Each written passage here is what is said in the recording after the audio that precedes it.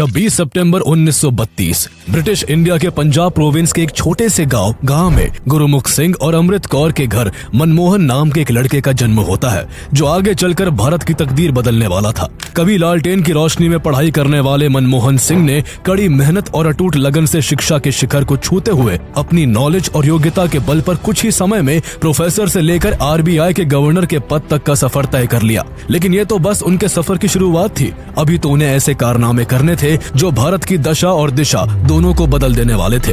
जब 1990 का दशक शुरू हुआ तब भारत अपने सबसे बड़े इकोनॉमिक क्राइसिस से जूझ रहा था। फॉरेन रिजर्व्स लगभग खाली थे और भारत के पास केवल 3 हफ्ते का इंपोर्ट करने का पैसा बचा था। भारत सर से लेकर पांव तक कर्ज में डूबा हुआ था, लेकिन अभी भारत को और भी कर्ज की जरूरत थी जो उसे देने के लिए कोई तैयार नहीं था। देश का सोना तक गिरवी रख दिया गया, लेकिन परेशानी जस की तस बनी रही। देश की चरमराती अर्थव्यवस्था के बीच राजनीतिक उथल पुथल भी चरम पर थी। एक साल के अंदर 3 प्रधानमंत्री बदले जा चुके थे और ऐसे में राजीव गांधी की हत्या के बाद भारत में इकोनॉमिक क्राइसिस के साथ साथ पॉलिटिकल क्राइसिस भी शुरू हो गए। इस संकट की घड़ी के बीच PV नरसिम्हा राव की सरकार बनती है और देश की डूबती इकोनॉमी को बचाने का काम डॉक्टर मनमोहन सिंह को सौंपा जाता है। Doctor Manmohan Singh finance minister बनते ही ऐसे इकोनॉमिक रिफॉर्म लाते हैं जो लिबरलाइजेशन, प्राइवेटाइजेशन और ग्लोबलाइजेशन के जरिए भारत की तस्वीर बदल कर रख देते हैं। मनमोहन सिंह ने अपनी शानदार रणनीति से न केवल देश की इकोनॉमी को दलदल से निकाला,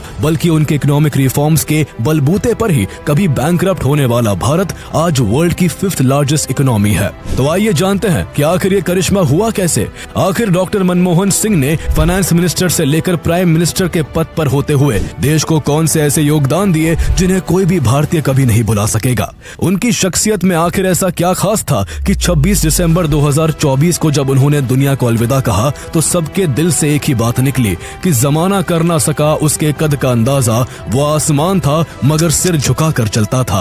1991, a year that changed India forever. The year when a silent economist, Dr. Manmohan Singh, stepped into the limelight. He not only witnessed but also shaped India's transformation. We shall pay any price, bear any burden, make any sacrifice to realize those dreams. India is on the move again. We shall make the future happen.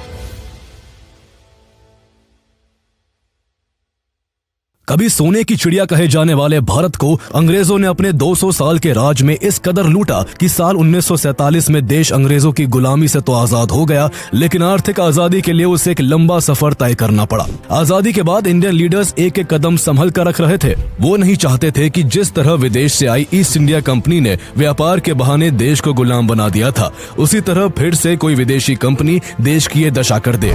इसलिए foreign investments को majorly avoid किया जा रहा था। ऐसे में सरकार अलग अलग सेक्टर्स में इंडस्ट्रीज खोलकर देश की इकोनॉमी को पटरी पर लाने की कोशिश कर रही थी। इसी सिलसिले में मार्च 1950 में प्लानिंग कमीशन बना, जिससे देश में 5 ईयर प्लान्स की शुरुआत हुई। इन प्लान्स का फोकस इंडस्ट्रियलाइजेशन को इंक्रीज करने, इंपोर्ट्स पर डिपेंडेंसी घटाने और सेल्फ सफिशिएंसी बढ़ाने पर था। शुरुआती प्लान्स में infrastructure development, large scale irrigation, agriculture और हेवी इंडस्ट्रीज को प्रमोट किया गया। तब भारत की इकोनॉमी में मेजरली गवर्नमेंट कंपनीज का ही कंट्रीब्यूशन था। Banks, financial institutions, rail roads, minerals, iron and steel industries, aircraft, manufacturing, ship building और टेलीफोन एंड टेलीग्राफ इक्विपमेंट समेत ऑलमोस्ट हर एक क्षेत्र में गवर्नमेंट की मोनोपोली थी। साल 1956 में इंडस्ट्रियल पॉलिसी रेजोल्यूशन में चेंजेस कर इसे और भी एक्सटेंड कर दिया गया। ऐसे में प्राइवेट कंपनीज बेहद कम थी और केवल गिने चुने बिजनेसमैन और इंडस्ट्रियलिस्ट ही देश की अर्थव्यवस्था में कोई योगदान दे पा रहे थे। सरकार भी उस समय प्राइवेट प्लेयर्स को दबाने में लगी हुई थी। जहां केवल पब्लिक सेक्टर को ही इंपॉर्टेंस दी जा रही थी, तो वही कोई प्राइवेट कंपनी बहुत ज्यादा ग्रो ना कर जाए, इसलिए स्ट्रिक्ट रूल्स एंड रेगुलेशन से एंटरप्रेन्योर्स के लिए कंपनीज खोलना मुश्किल कर दिया गया था। किसी को भी कोई कंपनी खोलने के लिए लाइसेंस चाहिए होता था, जिसे पाना बेहद मुश्किल था। लाइसेंस पाने के क्रम में बहुत सारा पेपर वर्क और करप्शन शामिल होता था। इस सिस्टम को लाइसेंस राज के नाम से जाना जाता था, जिसमें हर छोटे से छोटे काम के लिए गवर्नमेंट से परमिशन लेनी पड़ती थी। किसी कंपनी को नया प्रोडक्ट बनाना हो या प्रोडक्शन कैपेसिटी बढ़ानी हो, सरकार से ही अनुमति लेनी पड़ती थी। बिना सरकार की इजाजत के ना तो कंपनी बंद की जा सकती थी और न ही कर्मचारियों की संख्या को कम किया जा सकता था। यानी भारत की इस बंद अर्थव्यवस्था में गवर्नमेंट ही सब कुछ तय करती थी। जहां उस दौर में एंटरप्रेन्योर्स के लिए 1960 में कार्स पर 125% का इंपोर्ट टैरिफ था। सरकार की ऐसी सभी पॉलिसीज की वजह से इंडियन मार्केट में कंपटीशन कम हो गया और एफिशिएंसी भी घटने लगी। ये सिस्टम बिजनेस ग्रोथ और इनोवेशंस में एक बड़ा रोड़ा डाल रहा था। ऐसे समय में पंजाब के अमृतसर में मनमोहन सिंह बड़े हो रहे थे, जो इस बात से अनजान लगन से अपनी पढ़ाई में लगे हुए थे कि आगे चलकर वो देश की अर्थव्यवस्था को सही रास्ते पर लाकर देश को कामयाबी के नए मुकाम पर पहुंचाने वाले हैं। आजादी के समय जब देश का बंटवारा हुआ तब मनमोहन सिंह का परिवार पाकिस्तान छोड़कर भारत आ गया था। बचपन में मां की मृत्यु के बाद दादा दादी ने उन्हें पाला। शुरू से ही पढ़ाई में उनकी इस कदर रुचि थी कि गांव में बिजली न होने की वजह से वो रात में लालटेन की रोशनी में पढ़ाई करते। कम रोशनी में देर देर रात तक पढ़ाई करने की वजह से उनकी आंखों पर बुरा असर पड़ने लगा था। साल 1948 में जब उन्होंने मैट्रिक की तो उनके पिता चाहते थे कि वो डॉक्टर बने, इसलिए प्री मेडिकल कोर्स में उनका दाखिला कराया गया। लेकिन नियति को कुछ और ही मंजूर था। मेडिकल में उनका मन नहीं लगा और कुछ महीनों बाद ही उन्होंने कोर्स छोड़ दिया। उनका मन इकोनॉमिक्स के सब्जेक्ट में लगता था। उनके अंदर हमेशा सवाल उठते थे कि कोई देश अमीर तो कोई देश गरीब क्यों है। खुद भी लोअर मिडिल क्लास फैमिली से होने की वजह से वो पैसों की अहमियत को समझते थे और उन्हें उनके सवालों के जवाब केवल इकोनॉमिक्स की पढ़ाई से ही मिल सकते थे। इसलिए उन्होंने 1952 में पंजाब यूनिवर्सिटी से इकोनॉमिक्स में बैचलर्स और 1954 में मास्टर्स कर ली। वो दोनों बार अपनी क्लास में फर्स्ट आए थे। पढ़ने में होनहार होने की वजह से पंजाब यूनिवर्सिटी की तरफ से उन्हें आगे की पढ़ाई के लिए स्कॉलरशिप मिलना शुरू हो गई। उनकी पढ़ाई की लगन 1957 में उन्हें पंजाब से इंग्लैंड ले गई, जहां की यूनिवर्सिटी ऑफ कैम्ब्रिज से उन्होंने इकोनॉमिक्स में फर्स्ट क्लास ऑनर्स डिग्री हासिल की। वहां वो निकोलस कैल्डोर, जॉन रॉबिन्सन और अमर्त्य सेन जैसे इकोनॉमिस्ट से काफी प्रभावित हुए। फर्स्ट क्लास ऑनर्स डिग्री के बाद वो भारत लौटे और पंजाब यूनिवर्सिटी में इकोनॉमिक्स के सीनियर लेक्चरर बन गए। इसी दौरान 1958 में गुरुशरण कौर से उनकी शादी हुई, जिनसे बाद में उनकी 3 बेटियां हुई। इतनी पढ़ाई कर लेने और पंजाब यूनिवर्सिटी में इकोनॉमिक्स के लेक्चरर बन जाने के बाद भी मनमोहन सिंह आगे और स्टडी करना चाहते थे। वो इकोनॉमिक्स की हर एक बारीकी को जानकर इस फील्ड में महारत हासिल करना चाहते थे, जो आगे चलकर देश के बहुत काम आने वाली थी। इसके लिए वो 1960 में ऑक्सफोर्ड यूनिवर्सिटी गए, जहाँ के न्यूफील्ड कॉलेज से 1962 में उन्होंने इकोनॉमिक्स में D.Phil की डिग्री हासिल की। ऑक्सफोर्ड में पढ़ाई के दौरान उन्हें इकोनॉमिक पॉलिसीज और थ्योरीज को इंटरनेशनल पर्सपेक्टिव से समझने का मौका मिला। इसके बाद वो वापस भारत लौटे और पहले पंजाब यूनिवर्सिटी और फिर दिल्ली स्कूल ऑफ इकोनॉमिक्स में प्रोफेसर बन गए। इस बीच उन्होंने एक book India's export trends and prospects of self sustained growth लिखी, जो 1964 में क्लैरेंडन प्रेस से पब्लिश हुई। इस बुक की रिसर्च ने इकोनॉमिक पॉलिसी में उनकी एक्सपर्टीज को साबित कर उन्हें एक थॉट लीडर के रूप में पहचान दिला दी थी।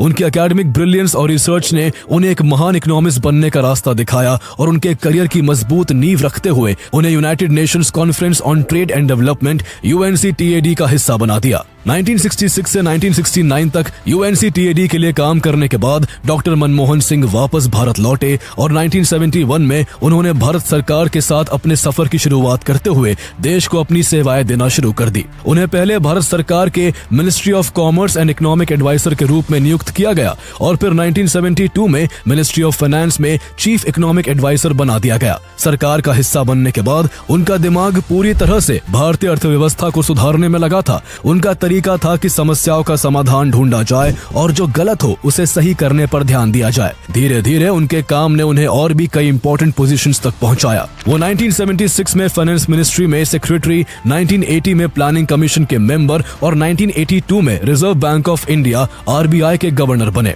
डॉक्टर मनमोहन सिंह देश के 15th RBI गवर्नर थे, जिन्होंने लगभग 2.5 साल के अपने कार्यकाल में बैंकिंग सेक्टर को लेकर कई लीगल रिफॉर्म्स लागू किए।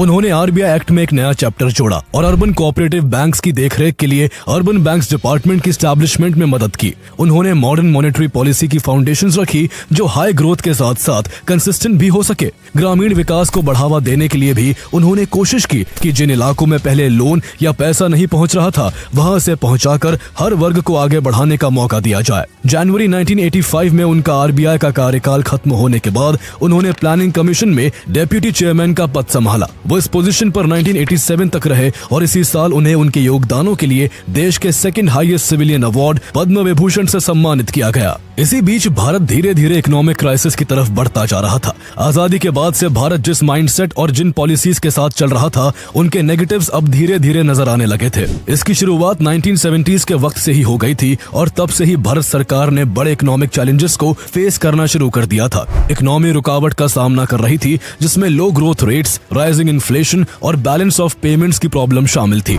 लाइसेंस राज, ब्यूरोक्रेटिक हर्डल्स और पावर शॉर्टेजेस की वजह से इंडस्ट्रियल ग्रोथ स्लो हो गई थी। पब्लिक सेक्टर इनएफिशिएंसी और लॉसेस से जूझ रहा था। वही ग्रीन रेवोल्यूशन ने एग्रीकल्चर को बूस्ट तो दिया था, लेकिन सॉइल फर्टिलिटी, वाटर स्कार्सिटी और प्राइस फ्लक्चुएशंस की वजह से नई समस्याएं खड़ी होने लगी। पॉपुलेशन ग्रोथ भी एक बड़ी चुनौती थी। तेजी से बढ़ती जनसंख्या ने रिसोर्सेज और इंफ्रास्ट्रक्चर पर भारी दबाव डाला, जिससे विकास में रुकावट आने लगी। ये सारी समस्याएं एक साथ मिलकर भारतीय अर्थव्यवस्था को मुश्किल में डाल रही थी। शुरुआत से भारत अपनी इकोनॉमी के इन्वेस्टमेंट्स के लिए डोमेस्टिक सेविंग्स का इस्तेमाल कर रहा था, लेकिन मिड 1980s तक ये सेविंग्स पहले से ही हाई लेवल्स पर पहुंच चुकी थी, जिससे प्राइवेट सेविंग्स को और ज्यादा बढ़ाना मुश्किल था। इस समस्या को हल करने के लिए भारत ने फॉरेन बोरोइंग यानी दूसरे देशों और इंटरनेशनल ऑर्गेनाइजेशन से कर्ज लेना शुरू किया। शुरुआत में ये स्ट्रैटेजी कामयाब रही, लेकिन फॉरेन बोरोइंग के साथ समस्या ये थी कि जितना ज्यादा कर्ज लिया जाता, इंटरेस्ट की वजह से उसे चुकाने का बोझ उतना ही बढ़ता जाता।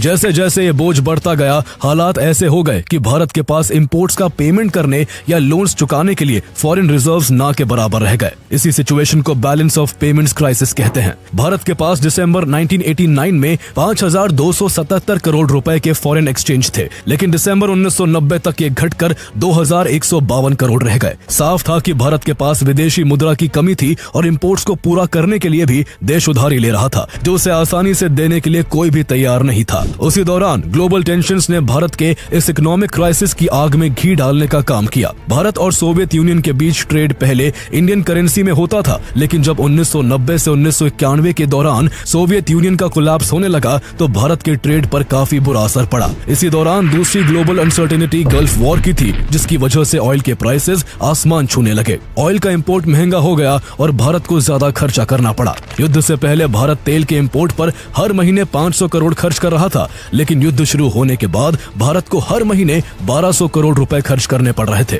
भारत के बड़े ट्रेडिंग पार्टनर्स जैसे कि यूएसए की इकोनॉमी में आई मंदी ने भी भारत के एक्सपोर्ट्स पर असर डाला, जिससे भारत की स्थिति और बिगड़ गई। जहां देश इकोनॉमिक क्राइसिस से जूझ रहा था, तो वही राजनीतिक उथल-पुथल भी अपने चरम पर थी। दिसंबर 1989 से जून 1991 तक इस 1.5 साल के दौरान 4 प्रधानमंत्री बदले जा चुके थे। दिसंबर 1989 में राजीव गांधी के बाद वीपी सिंह की सरकार बनी थी, जो पूरे 1 साल भी नहीं टिक सकी, और नवंबर 1990 में वीपी सिंह के बाद चंद्रशेखर ने प्रधानमंत्री का पद संभाला। तब यशवंत सिन्हा फाइनेंस मिनिस्टर बने, जिन्होंने भारत की फॉरेन एक्सचेंज की स्थिति को देखा तो उनके होश उड़ गए। सिचुएशन बेहद खराब थी। जनवरी 1991 में भारत के पास केवल $1.2 बिलियन का फॉरेन एक्सचेंज रिजर्व था, जो जून तक आधा हो गया, जिसका मतलब था कि इंडिया लगभग 3 हफ्ते के इंपोर्ट्स को ही कवर कर सकता था। स्थिति इतनी गंभीर हो गई थी कि भारत डिफॉल्ट होने के कगार पर था। सरकार ने उस कठिन समय में इंटरनेशनल मॉनेटरी फंड IMF का दरवाजा खटखटाया, लेकिन समस्या ये थी कि IMF से मदद लेने के लिए अमेरिका का सपोर्ट जरूरी था, और अमेरिका भारत को आसानी से समर्थन देने को तैयार नहीं था। ट्विस्ट तब आया जब गल्फ वॉर के दौरान अमेरिका को इंडिया की जरूरत पड़ी। अमेरिका चाहता था कि भारत अमेरिकन एयरक्राफ्ट्स को अपने एयर बेसिस पर रिफ्यूल करने की इजाजत दे, ताकि अमेरिका को इराक के खिलाफ लड़ने में आसानी हो और उसका समय बच सके। उस समय सुब्रमण्यम स्वामी कॉमर्स मिनिस्टर थे, जिन्होंने अमेरिका के स्टेट डिपार्टमेंट से बातचीत की और इंडिया के एयर बेसिस अमेरिका के लिए खोलने पर सहमति दे दी। नतीजा ये हुआ कि जिस दिन पहला US एयरक्राफ्ट इंडिया में उतरा, उसके 4 से 5 दिन के भीतर ही IMF ने इंडिया के बेल आउट पैकेज पर दस्तखत कर दिए। ये चंद्रशेखर और सुब्रमण्यम स्वामी की डिप्लोमेसी का नतीजा था, लेकिन इसमें इंडिया की इकोनॉमिक कंपल्शन भी झलकती थी। IMF के अलावा कोई भी इंडिया को लोन देने को तैयार नहीं था। IMF ने लोन के बदले 25 कड़ी शर्तें रखी थी, जिनमें इंडियन इकोनॉमी का लिबरलाइजेशन और गवर्नमेंट कंपनीज का डिसइन्वेस्टमेंट शामिल था। लेकिन इसी बीच मार्च 1991 में चंद्रशेखर की सरकार पार्लियामेंट में बजट तक पास नहीं कर सकी और कांग्रेस के समर्थन वापस लेने से उनकी सरकार गिर गई। इस तरह बार बार गवर्नमेंट के गिरने से क्रेडिट रेटिंग एजेंसीज ने इंडिया की सॉवरेन रेटिंग डाउनग्रेड कर दी, जिससे देश के लिए फंड्स जुटाना और भी मुश्किल हो गया। इस क्राइसिस ने साफ दिखा दिया था कि सिर्फ फॉरेन बोरोइंग पर निर्भर रहकर इकोनॉमी को लंबे समय तक सस्टेन करना पॉसिबल नहीं है।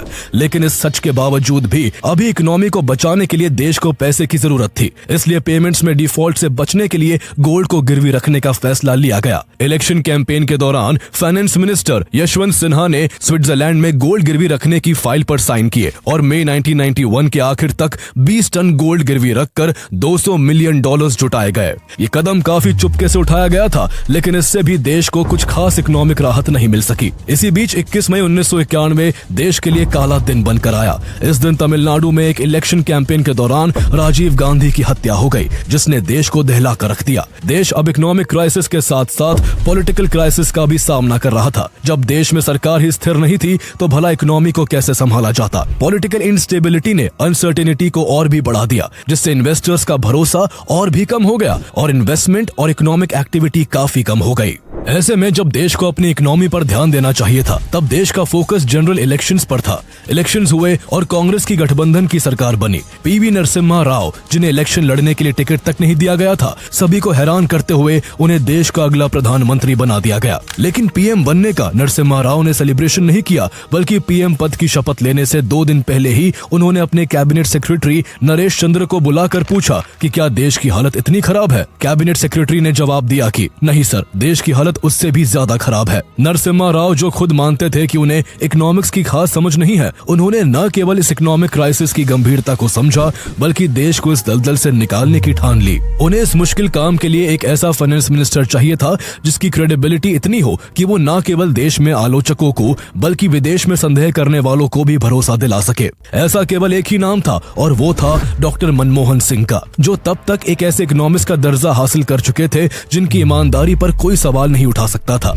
मनमोहन सिंह, जिन्होंने प्लानिंग कमीशन के डेप्यूटी चेयरमैन बनने के बाद चंद्रशेखर के टेन्योर में उनके इकोनॉमिक एडवाइजर और फिर यूनिवर्सिटी ग्रांट्स कमीशन यूजीसी के चेयरमैन का पद संभाला था, उन्हें पीवी नरसिम्हा राव ने फाइनेंस मिनिस्टर बनाते हुए देश को इस इकोनॉमिक क्राइसिस से निकालने की जिम्मेदारी सौंप दी। इसके लिए मनमोहन सिंह अपना सारा एक्सपीरियंस झोंक देना चाहते थे। उन्हें पता था कि देश को इस क्राइसिस से निकालने के लिए कुछ बड़े और कठोर स्टेप्स लेने की जरूरत है। IMF की जो शर्तें थी उनका भी ध्यान रखना था। इसको लेकर सबसे पहले मनमोहन सिंह ने इंडियन करेंसी को डिवैल्यू करने का कदम उठाया। रुपए की वैल्यू गिराना जरूरी था, लेकिन जब ये बात आई तो नरसिम्हा राव घबरा गए। उन्होंने 1966 में इंदिरा गांधी के समय हुए डिवैल्यूएशन को पॉलिटिकल और इकोनॉमिक डिजास्टर के रूप में देखा था, लेकिन उन्हें अंदाजा नहीं था कि 25 साल बाद वही फैसला उन्हें खुद लेना पड़ेगा। हालांकि दोनों डिवैल्यूएशंस का मकसद अलग अलग था। 1966 का डिवैल्यूएशन एक फाइनेंशियल क्राइसिस से बचने के लिए था, जबकि इस बार का डिवैल्यूएशन एक बड़े गेम प्लान का हिस्सा था। ये केवल आर्थिक संकट से उबरने के लिए नहीं,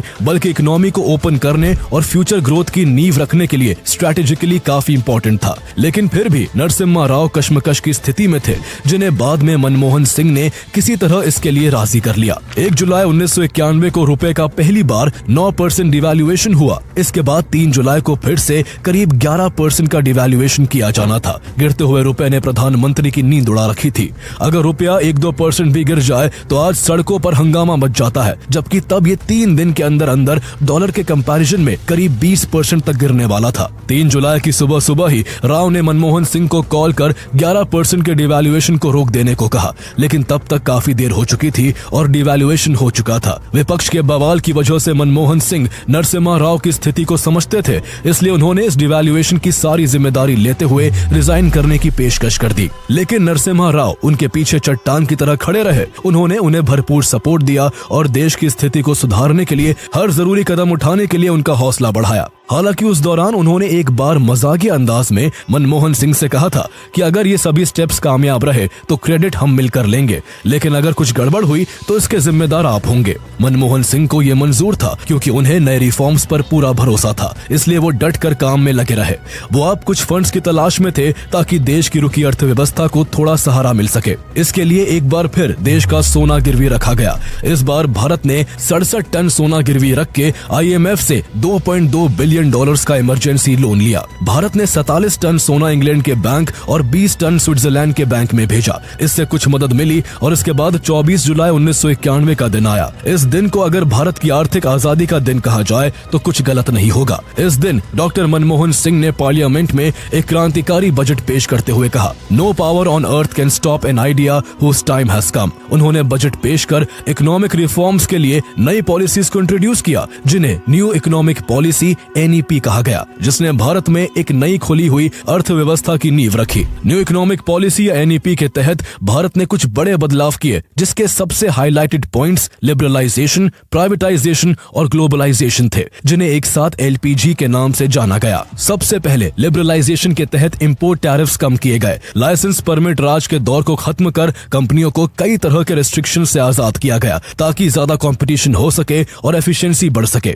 फिर प्राइवेटाइजेशन में पब्लिक सेक्टर की कंपनियों में हिस्सेदारी कम की गई और प्राइवेट सेक्टर को बढ़ावा दिया गया। ग्लोबलाइजेशन के तहत भारत ने अपनी इकोनॉमी को फॉरेन इन्वेस्टमेंट और व्यापार के लिए खोल दिया। इसके अलावा फिस्कल और मॉनेटरी रिफॉर्म्स किए गए, जिसमें टैक्स सिस्टम को आसान किया गया, फिस्कल डेफिसिट को कम किया गया और इन्फ्लेशन को कंट्रोल करने के लिए मॉनेटरी पॉलिसी में बदलाव किए गए। इन सभी बदलावों का उद्देश्य भारत में बिजनेस फ्रेंडली एनवायरनमेंट बनाना, फॉरेन इन्वेस्टमेंट्स को आकर्षित करना और एक्सपोर्ट्स को बढ़ाना था। लेकिन इतने बड़े बदलावों को लेकर सरकार को काफी आलोचनाओं का भी सामना करना पड़ा। विपक्ष ने उन्हें जमकर घेरा और ये तक कहा गया कि सरकार देश को बेचने पर तुली हुई है। लेकिन अगर भविष्य देखने की किसी में क्षमता होती तो वो जान पाता कि ये बजट भारत की इकोनॉमी के लिए गेम चेंजर साबित होने वाला था। सरकार ने इकोनॉमी को कंट्रोल करने के पुराने तरीके छोड़कर मार्केट पर भरोसा करते हुए इकोनॉमी को चारों तरफ से खोल दिया था। इन रिफॉर्म्स की वजह से भारत की ग्रोथ रेट में काफी बढ़ोतरी हुई और देश ने आने वाले सालों में 6 से 7% की GDP ग्रोथ रेट हासिल की। सबसे पहले सर्विसेज सेक्टर जैसे IT और BPO ने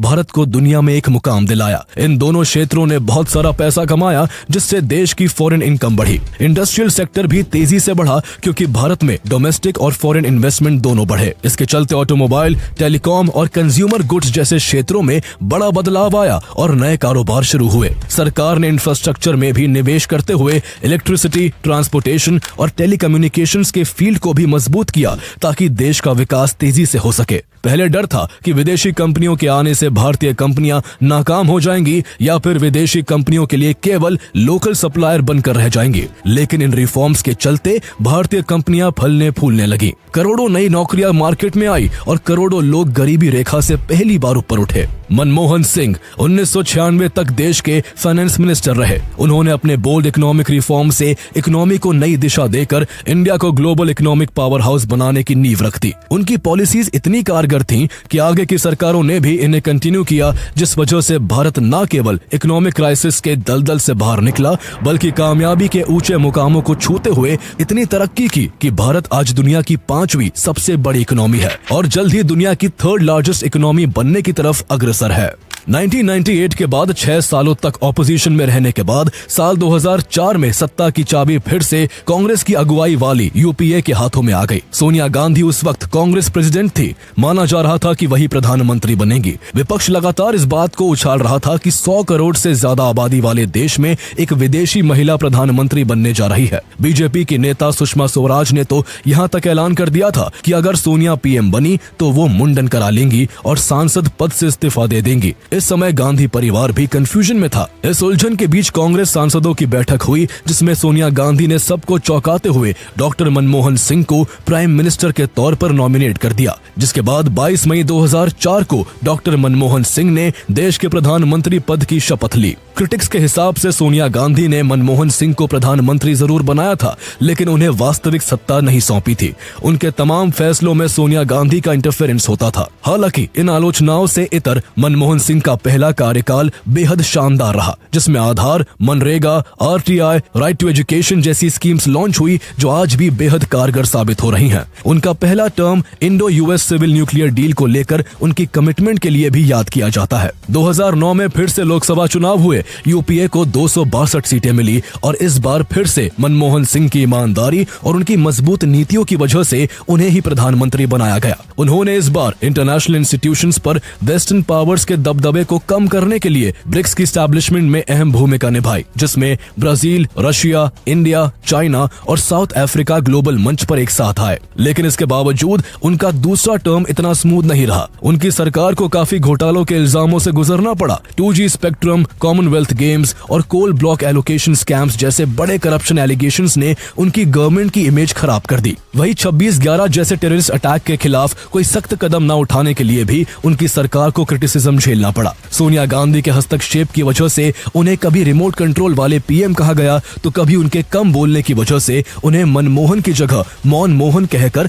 उनका मजाक बनाया गया। लेकिन ये सब कुछ उन्होंने एक मुस्कान के साथ सहा। वो बेशक शांत स्वभाव के व्यक्ति थे, लेकिन जब बोलते थे तो अपनी बातों से हर किसी को लाजवाब कर देते थे। संसद में कई बार उन्होंने अपनी हाजिर जवाबी से विपक्षियों को चुप कराया था। वो कहते थे कि हजारों जवाबों से अच्छी है मेरी खामोशी। न जाने कितने सवालों की आबरू रखी। विदेशी दौरों पर दुनिया भर के बड़े लीडर्स के बीच उनकी पहचान सबसे ज्यादा पढ़े लिखे नेता की थी। देश के साइंटिस्ट और प्रेसिडेंट रहे एपीजे अब्दुल कलाम से लेकर अमेरिका के फॉर्मर प्रेसिडेंट बराक ओबामा तक सब उनकी समझदारी के मुरीद थे।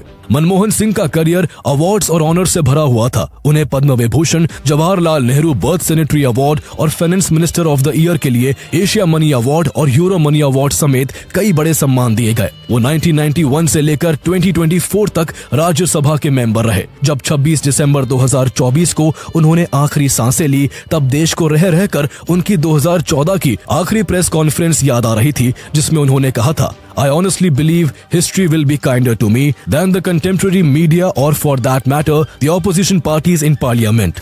उनका एक एक शब्द सच था और इतिहास उन्हें हमेशा उनकी विजनरी सोच, ईमानदारी, मेहनत और विनम्रता के लिए याद करेगा।